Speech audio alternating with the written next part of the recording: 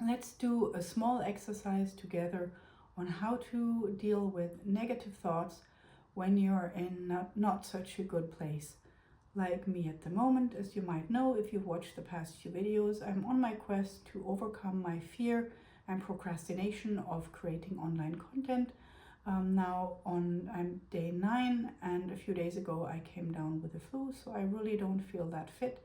But I really want to continue making those videos because, well, if I stop now, it'll take me a while to get back. So anyway, dealing with negative thoughts. Plus, I think it's way more real and authentic if I do it despite being not so fit, because we all have those situations. We've planned something and then something unforeseen happens, and so we just make it work. And so here it's in the past few days, I've had a whole bunch of negative thoughts about, oh, and I got a flu, and I don't feel well, and what do people think, and am I a weak person because I got a flu? All those crazy thoughts that, well, most of us have at some point in our lives. So let's have some tea today and no coffee. And so let me share my screen with you. Now it all went off. Okay, so here we have yet another worksheet, because I always feel if we look at the sheets, it's like, oh yeah, it's just a worksheet. But the whole magic really happens is when we do it, when we actually do it, when it's not that we just we hear how somebody explains it, but when you really do the worksheet, it does something with you. And it does something with me, and this is why I'm such a big fan of those type of worksheets. So this worksheet is based off, oops, it crashed. So this worksheet here is based of this research, and this is a study they did where they took people with clinical psychosis and healthy controls, and they looked at daily life situations and how the meaning affected how ill or not ill the person would become. And I don't want to go that deep into it, A, because I'm not fit, B, because it probably doesn't interest you that much. If it does, you have the reference here. You can find the studies on Google Scholar. So basically they found that we all have normal life experiences, like we've all had paper cuts and wondered where they came from in the evening. We've all had a situation that we were sitting in bed and there were weird noises in the house, or we thought of a loved one and just 2 minutes later they call us or send us a message. And so the way the people who developed psychosis and the healthy controls interpreted, or the meaning they gave those situations, were quite different.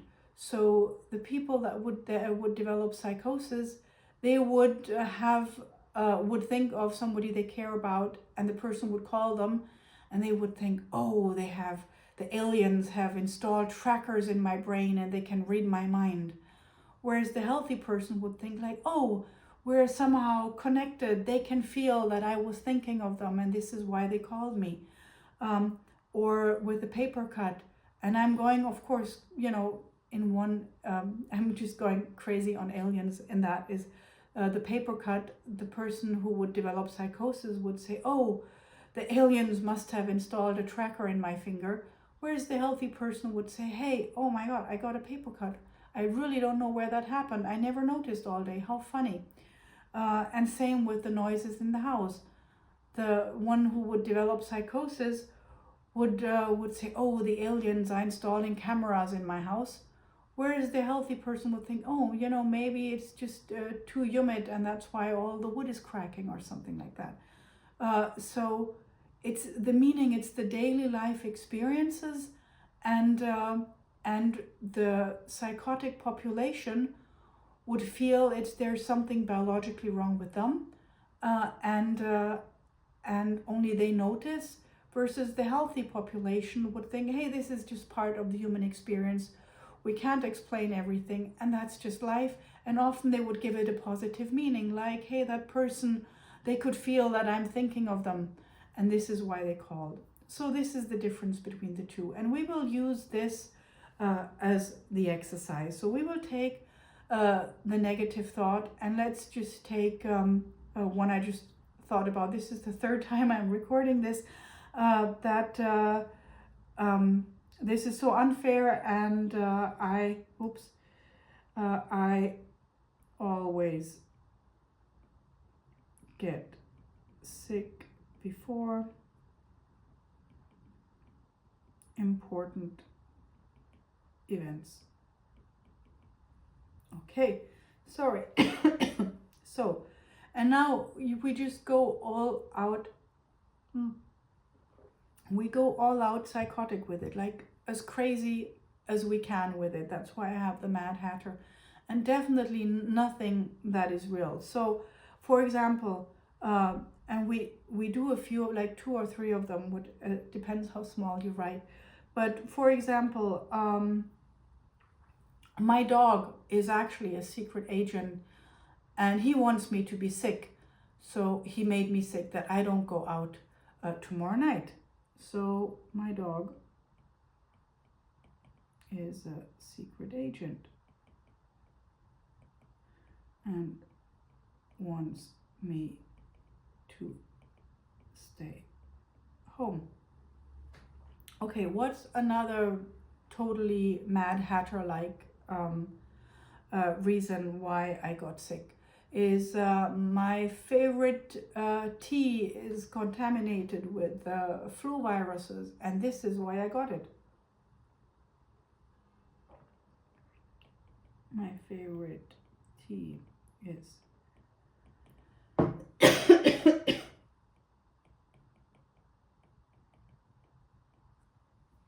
okay. So now what would a healthy, or you can go 2 ways. You can go either like crazy unicorn positive, or just go healthy, and that depends on you know what you prefer.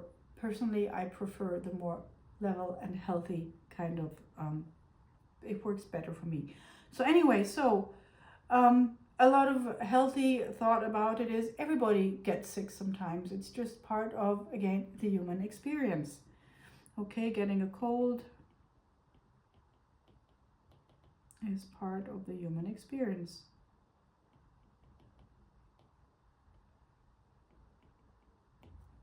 Okay, what is another one? Another one is a lot of kids in my daughter's school are sick at the moment. So it's quite likely that, you know, it just came from there.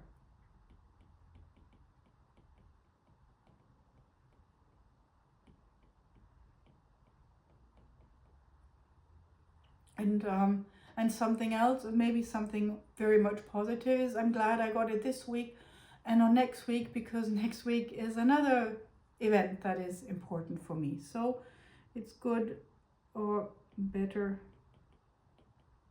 this week and next one.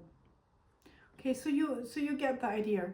And yes, again, I'm really not that well today, and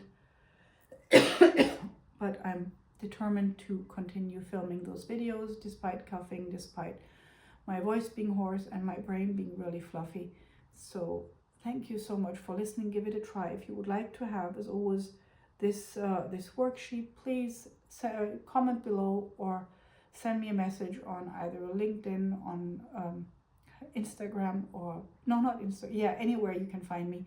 Just send me a message or comment below the video and I'll send it to you. Yes, thank you so much, and see you tomorrow.